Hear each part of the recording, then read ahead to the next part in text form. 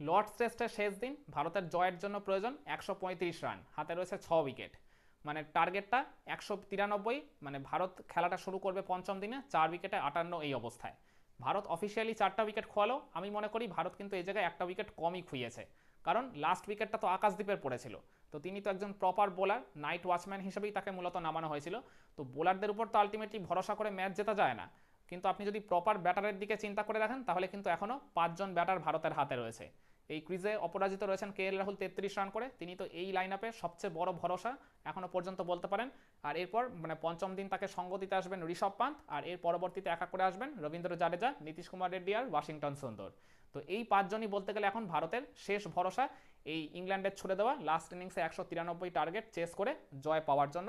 মানে এখনও যেটা আর কি বলতে গেলে 135 বাকি রয়েছে। কাজটা কিন্তু খুব একটা সহজ হবে না। মানে লর্ডসের পিচের চতুর্থ দিন থেকেই যা কন্ডিশনটা আর কি দেখেছি, যেরকমভাবে আর কি ডিটোরিয়েট করছিল, পেস বোলাররা বড় বড় মুভমেন্ট আদায় করছিল, স্পিনাররাও আর কি দিনের শেষের দিকে দেখা গেছে টার্ন পেয়েছে। ওয়াশিংটন সুন্দর সেটাকেই কাজে লাগিয়ে ইংল্যান্ডের লাইন আপের 4 জন ব্যাটারের উইকেট তিনি তুলে নিয়েছিলেন। তো ডেফিনেটলি ইংল্যান্ডের এই লাইন আপে শোয়েব বাশিরের মতো একজন প্রপার স্পিনার রয়েছেন, তিনি কিনা বল খুব ভালো মতো টার্ন করাতে পারেন, ড্রিফট করাতে পারেন। আর এছাড়া পেস বোলারদেরও কিন্তু ভুলে গেলে চলবে না, কোয়ালিটি পেস বোলার কিন্তু ইংল্যান্ডের এই লাইন আপে উঠেছে।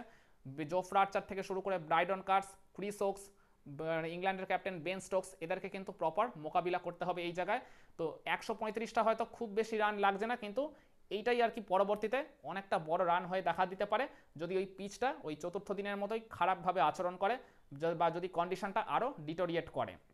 ইংল্যান্ডের কন্ডিশন তো মানে আগে থেকে কিছু বলা যাচ্ছে না, হয়তো বা খারাপ আচরণও করতে পারে, একই রকম নেচারও থাকতে পারে, কিংবা আবার বেটারও হয়ে যেতে পারে, যেটা আমরা ওই ওয়ার্ল্ড টেস্ট চ্যাম্পিয়নশিপ ফাইনালে দেখেছিলাম।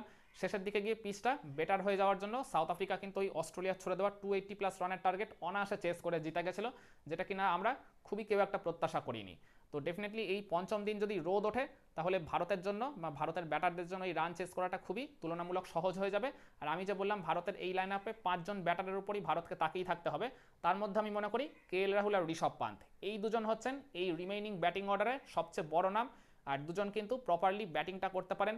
মানে এরা ইনিংস বিল্ড আপ থেকে শুরু করে হোল্ডিং রোল প্লে করা বলুন, বা একবারে চালিয়ে ক্রিকেট খেলে প্রতিপক্ষের উপর চাপ বাড়িয়ে দেওয়া বলুন, সব কিছুতে এরা কিন্তু সিদ্ধহস্ত। আর এর পরবর্তীতে যে 3জন রয়েছেন তারা 3জনই কিন্তু বোলিং অলরাউন্ডার। ডেফিনেটলি তাদের ব্যাটের হাতটাও ভালো, অতীতে তারা সেই প্রমাণ বহুবার দিয়েছেন। ইভেন এই ফার্স্ট ইনিংসে এই মানে 3 অলরাউন্ডারই ব্যাট হাতে কিন্তু ন্যূনতম কন্ট্রিবিউশন করেছেন। রবীন্দ্র জাডেজা তো এর আগের টেস্ট থেকে মানে এই শুরু করে এই লর্ডস টেস্টের প্রথম ইনিংস পর্যন্ত ব্যাট হাতে চমৎকার ছন্দে রয়েছেন। কিন্তু ওই 3জন অলরাউন্ডারের উপর মানে ভরসা করাচ্ছে আমি মনে করি রাহুল আর ঋষভ পান্ত যদি দায়িত্ব নিয়ে কাজটা যদি শুরুতেই যদি তারা প্রপারলি করে দেন, পুরোটা যদি রান তারা নাও চেস করতে পারেন বিনা উইকেটে, কিন্তু এদের মধ্যে যদি অন্তত এই 70 বা 80+ রানের একটা পার্টনারশিপ গড়ে ওঠে মানে দিনের একদম শুরুর দিকেই, মানে এরা দুজন যেভাবে আর কি ক্রিকেটটা খেলেন, একজন যেহেতু আর কি ডিফেন্ড করতে ভালোবাসেন, উইকেটের এক পাশ আগলে রাখতে ভালোবাসেন রাহুল, তিনি না হয় সেই ডিউটিটাই পালন করলেন, অপরদিকে অ্যাটাকিং ক্রিকেটটা খেলেন ঋষভ পান্ত। তবে ঋষভ পান্তকে এই জায়গায় একটু সেন্সিবল ক্রিকেটটা খেলতে হবে। তিনি যেভাবে আর কি হাই রিস্কি শট খেলে থাকেন, আমি মনে করি লাস্ট ইনিংসে যখন তার উপর অনেক বড় একটা দায়িত্ব রয়েছে, একটু আর কি দায়িত্ববোধের জায়গাটা মেনটেন করে তার খেলা উচিত। মানে কোনো রকম হাই রিস্কি শট না খেলে মানে খারাপ যে ডেলিভারি সেগুলোকে আর কি মানে বাউন্ডারি বাইরে পাঠানোর দিকে যদি তিনি নজর দেন তাহলে আমার মনে হয় মানে একটু বেটার ওয়েতে আর কি তিনি নিজের ইনিংসটাকে সাজাতে পারবেন। আর এখানে তো তাড়াহুড়ো করার খুব একটা প্রয়োজন নেই, হাতে অনেক ওভার রয়েছে। আপনি যদি মানে পুরো 90 ওভারও যদি না খেলা হয় অন্তত 70 থেকে 80 ওভার তো ডেফিনেটলি খেলা হবে। তো 70 থেকে 80 ওভারে 135 রান তোলাটা ডাজন্ট ম্যাটার। তো হাতে যখন পর্যাপ্ত সময় রয়েছে অতিরিক্ত তাড়াহুড়ো করতে যাওয়ার কোনো প্রয়োজন নেই। প্রথম ইনিংসে ঋষভ পান্ত কয়েকটা রিস্কি শট খেললো, তিনি কিন্তু আমি দেখেছি ওভারঅল যদি আপনি তার ইনিংসটার দিকে তাকান তিনি কিন্তু খারাপ বলগুলোকেই বেছে বেছে বাউন্ডারির বাইরে পাঠিয়েছিলেন। তো এই সেন্সিবল ক্রিকেটটা যদি ঋষভ পান্ত খেলতে পারেন তার ওই অ্যাটাকিং নেচারের মাধ্যমে, তাহলে প্রথম সেশনে আমি মনে করি মানে ভারত যদি ওই জায়গায় 70, 80 ইভেন 100+ রান যদি তুলে ফেলতে পারে, আর কোনো উইকেট যদি তারা না খোয়ায়, এই রাহুল ঋষভ পান্ত দুজনেই যদি অপরাজিত থাকেন, তাহলে কিন্তু ভারতের এই লর্ডস টেস্ট জয়টা এক প্রকার নিশ্চিত হয়ে যেতেই চলেছে। আর যদি ইভেন মানে 70 বা 80 রানের পার্টনারশিপে এদের উইকেটটা যদি খুঁয়েও ফেলে, মানে কোনো একজনের উইকেট যদি ভারত ওই জায়গায় খুঁয়েও ফেলে, তাহলে কিন্তু আমি মনে করি তারপরের ওই যে 3জন অলরাউন্ডার রয়েছেন তাদের রোলটা অনেক মানে ভাইটাল হতে চলেছে। এই 3জনের মধ্যে থেকে অন্তত 1 বা 2 জনের ব্যাটে কার্যকরী রান আসতে হবে, বা 2টা বা একটা বড় পার্টনারশিপ কিন্তু গড়ে দিয়ে আসতে হবে। তবেই ভারতের কিন্তু এই লর্ডস টেস্ট জয়ের একটা আর কি বেশ ভালো মতো আশা কিন্তু তখনও বেঁচে থাকবে। তো আমি মনে করি ডেফিনেটলি এখনও কিন্তু ভারতের জয়ের আশাটাই সবচেয়ে বেশি, যতই এই জায়গায় স্কোর কার্ডে 58-4 দেখাক না কেন। আমি তো বললাম এখানে আপনি যদি প্রপার হিসাব করেন 3জন ব্যাটারের উইকেট কিন্তু খুইয়েছে, মানে হিসাব মতো 58-3।